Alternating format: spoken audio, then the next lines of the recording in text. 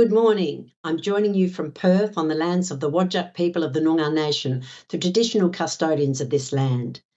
Like many nations around the world, Australia has faced challenges in reconciling the welfare of First Nations people while trying to support and protect their rich cultural heritage.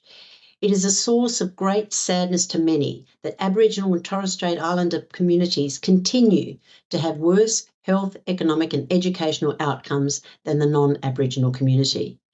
Governments have committed formally to closing the gap on those outcomes, and for many years, yet disparities still exist. First Nations women and girls are the most impacted and marginalised by cycles of harm, and their voices have been underrepresented for far too long. Designing a pathway for action to address the inequalities for First Nations women and girls has never been more critical. It is the work of the landmark Wiyi Yani U Thangani project and the work of Commissioner June Oscar that has helped elevate the voices and rights of First Nations women and girls in getting these issues onto the national agenda. First Nations women and girls have the lived experiences, knowledge and ideas to drive the change that's needed. And this is why it's so important they have a voice, that they are represented, and importantly, others listen. The Australian National University is uniquely placed in Australia's higher education sector, as it is the first and only university established by the federal government and that has always played an important role in influencing policy on important national issues, including with respect to First Nations.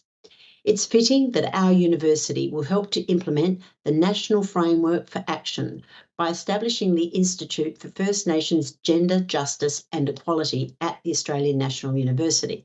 The First Nations Gender Justice Institute will provide a dedicated space, which currently doesn't exist, for First Nations women and girls. It will further elevate their views and invest in solutions to drive social, economic and ecological impact, led by a research-based approach with input from cross-disciplinary experts and leaders.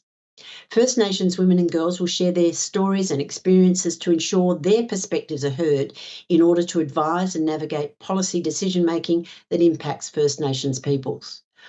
While we still have a way to go, together with this framework and the Institute, we can provide a pathway for a more just and equitable Australia, and in particular, ensure that First Nations women and girls are fairly represented. I thank the women for sharing their experiences and stories and perspectives so that we can learn more. And I also thank everyone who's participating in the summit for their commitment to providing justice and representation to First Nations women and girls. I have no doubt these will be a powerful few days, and I hope this summit will meet our expectations. I wish you all the best in your deliberations.